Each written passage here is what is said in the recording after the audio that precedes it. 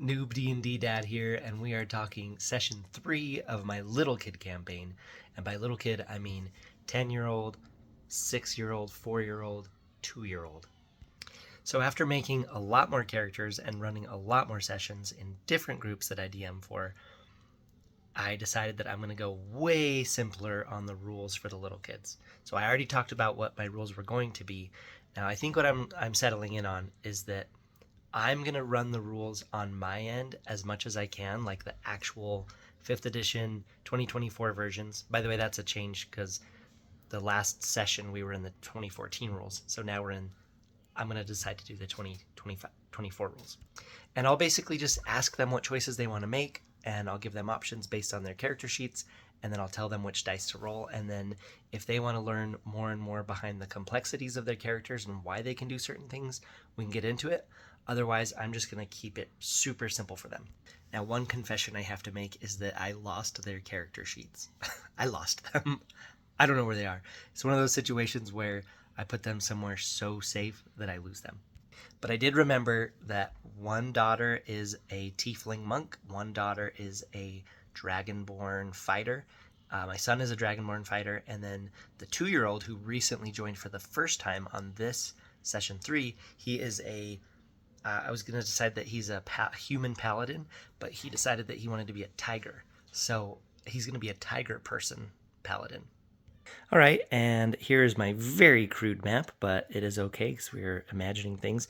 So if you remember, in the last session, they met up at I think it's called the Krusty Juggler Inn, and they found out that they were they hired a guide, a bee person named Carlos, to take them to the base of the mountains. So it's really fun to describe to them the scenery. And so I'm like, okay, so you're on your way to the mountains. You can see them up in front of you, but there's a lot of clouds, so it's kind of dark. And then I mentioned, so the funny thing is, right before the session, we had all just been in our backyard picking raspberries. And so I say, up ahead on the road, there's a big berry bush, and you can see it jiggling, and you can hear a growling noise. And yes, I made the growling noise. I'm not going to make it for you here. That's a special gift for just them. But then I had 2 big brown bears come out, and so that is in the new Monster Manual, page 351. And in my head, this is a mom and dad brown bear, and they came out on either side of the bush, and the kids are like, "Let's kill him!" And I'm just like, "Okay, there might be repercussions to this, but let's give it a whirl." So immediately upon fighting these bears, Carlos, the bee person, decides that he's got them close enough to the mountains, and he buzzes off. All right, so and each kid pretty much in front of them just had a set of the 7 D&D dice, right? Each kid had their own dice, and they were playing with them. They were dropping them on the floor the whole time. So, I mean, a huge challenge of D&D with little kids is just like getting them to pay attention. But I feel like when I do the descriptions of stuff, they start paying attention like they're being told a story. But a lot of dice were falling on the ground the whole time. Well, these guys start wailing on the bears, and the bears roll terribly, wailing on them. Now, what I did for the hits is the D20s. I didn't add any modifiers to the D20s because I don't have their character sheets in front of me. I think I'm going to need to remake their character sheets with 5th edition versions just so I can track stuff, and then they can look at it if they want. So I was just D20s back and forth for the bear, attacking them, and them attacking the bear. No modifiers. It was just easy. And it was a way for us to just get in and start playing instead of sit there forever making characters again. So the bear scored a couple scratches on the tiefling monk and scored a scratch on my other daughter. The 2 dragonborns were shooting their lightning breath at it. The paladin kid was hitting it with a sword. Like, they eventually got him killed, but what was the final blow was my 2-year-old son rolling, I believe he rolled a natural 20, and so I had him cut its head off. I should preface this by saying that I don't know what I was thinking, or I've just been DMing for grown-ups or whatever, but it got... So, like, while they were fighting it, I'm like, yeah, the bear's, like, bleeding, and you can see that its fur's getting all matted up. And then when my son rolls a D20 and he cuts its head off, like, all the kids cheered. And so they were having a blast. But I'm like, this is probably too graphic. So I'm, like, looking around like, okay, hopefully my wife can't hear these descriptions. And then my 4-year-old killed the other one with a lightning breath right to the chest, and I described it that the fur all around its heart was all burnt, and then it just, like, went stiff and fell over, and I kind of acted how... Like, I showed how it looked while it was dying, and they liked that. And again, that's a bonus for them. And you can just believe that I showed them. As far as, like, the weapons hitting, I would either just pull open the equipment section of the player's handbook real quick and look at what dice they would roll for damage, or I would just guess and just be like, okay, roll the d8 for damage, right? Because it's just moving the story along. So that's me kind of filtering the rules down to them so that I just tell them which dice to roll. And that seemed to work really well. So 7 dice in front of them, and me just saying, okay, roll your d20 to see who goes first. Okay, roll your d20 to attack with your spear. Okay, now roll your d8 for damage. Whatever it was, like, me filtering the rules seemed to be a really good mix. So maybe I'm nerfing the rules I already invented for the little kids, but it's been such a long time since we played. Okay, and then they're like, let's loot the bears. And I'm like, you're going to see if the bears have items? So I have them all roll a d100, and if any of them rolled a 90 or above, I was going to do like a magic item. No one did, so they didn't. Instead, I just rolled a d100 and gave them that many gold pieces, which again is kind of ridiculous, but they got 52 gold. And I think I decided I wasn't going to use other coinage in this campaign, maybe until they get more mathy. So they decided to take a long rest by the bushes. And then I just got wicked, I guess, because I decided that in the middle of the night they could hear, and again, I reenacted this sound for them, but essentially like bear cubs trying to snuggle their dead parents. And my wife walked in on this part, and my daughter was like totally devastated. I shouldn't laugh at this, but I figured this is a safe environment for them to learn about consequences to their actions, and that they could try other things like, should we run away? Should we try to give them food? Like, what can we do to not kill stuff, right? Or if a brown bear's attacking, you got to kill it. But these aren't just bachelor brown bears, right? They may have kids. So anyway, my kids were pretty devastated. And my daughter's like, I want to save them. And I'm like, how? How are you going to save them?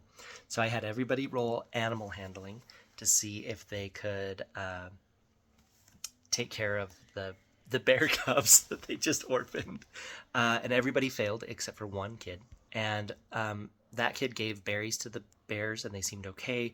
And then they started wandering off into the forest. And then my daughter was still like, I want to make sure they're okay. So I had them all roll, I think, nature, or probably nature. And again, only one of them, my younger daughter, was able to follow the bears. Everyone else kind of got lost following them. And so I had them follow the bear, or she followed the bear, and she saw them go into a big cave with shelves on the walls full of honey. And so they were going to be okay food-wise. And then I said, and then they climbed into a big empty bed that looked especially empty because the parents weren't there. My wife was, what was she? I think she was just shocked at how much I was just beating in the fact that these kids just orphaned these bears. But I painted a picture so that the bears are going to be okay. And then the kids started talking among themselves like, oh, well, they're going to grow up and we're going to have to kill them. And my daughter's like, I don't want to kill them. So then I had a small talk with them about how maybe in the future they could roll or they could try different things to avoid fights if they don't think they need to. But sometimes they have to fight. So they all decided that they want to continue up the mountain because if you remember, they are trying to find the white lotus flower because it is an ingredient to heal their sick parents back at the castle. Back at the castle they came from. Now, I added this to the map this time, so just a little encounter there, and then this is the foot of the mountains that they're going up to. So I described that as they're going higher and higher in the mountains, that it's getting really cold and really snowy, and so I'm like, what do you guys want to do? Do you want to stop and build a fire, or do you want to keep going? And they're like, we want to keep going. And so I kind of did this on the spot, but it was fun. I said, okay, you reach into your backpack, and you pull out something to keep you warm. What is it? And it was very interesting. They all had something different. So we had fur coat with a bunch of different kinds of fur. We had a jacket with the dice, with the wooden toggles that holds it closed, are all carved like the 7 dice. We had a big fur coat with like fake jewels all over it. And then my 4-year-old was trying to describe something with a zipper. With a zipper, and then the handle was a D20 or something. So they were all like really excited to describe their coats that they pulled out of their backpacks. And it was fun for me because it just, on the spot, I was like, hey, let's just have them, let's see what cold weather gear they have. And they just made it up there, and it was pretty fun. So I looked in the back of the monster manual, and it talked about which creatures they're going to find in which places. So I went to the mountain place and found the, like, what's it called? Orgrillin ogre. And so I said, you guys hear stomping and you see a big shadow ahead of you. And then out of the snow comes this big ogre. And I showed the picture from the book and it was really scary. And I had everybody roll initiative. And the ogre had a deer over its shoulders because it had been hunting. And it threw the deer down and it pulled out its battle axe and was like, you guys are going to be my food too. But my son was like, let's hide. And I was like, oh, that's cool. Before that happened. So I'm kind of backwards a little bit. So they all rolled for stealth. And I think everybody hid except for my 4-year-old daughter. And so the ogre was just talking to her. He's like, you're going to be my food. And so I have them all roll initiative. And they're all excited to fight the ogre. And then it's time for bed. So cliffhanger. But we got a good hour in, and honestly, that's probably all their attention span can handle. And so I think it was a successful session. I maybe disturbed my 6-year-old daughter by having them murder some bear's parents and then having the bear cubs be very sad, and I did it. I did make the bear cub noises, and they were very sad noises. So overall, it was really fun, and I think all the kids had a good time. And so I think little kid D&D is a success. I think just as long as I keep the rules on my end and I just tell them what dice to roll and I present what choices they have based on their characters. So I'm gonna need to remake their character sheets, and yeah, but I think it's going really well, and I think they're having a blast. So I'm having a blast, and I thank you for watching this, and I feel like you can have a blast with me here. And then just on a side note, I think it'd be fun to have a checkbox in the monster manual for if all the monsters that I run, and so across all the campaigns I'm DMing for, have a goal to run every monster. I think that'd be cool. So quick look ahead at other videos. So I am behind on the veterans group that I'm DMing for on the videos. We've still been meeting, so we've finished the Essentials kit and we're into Curse of Strahd. And then with my son's campaign, I'm 1 or 2 sessions behind doing videos.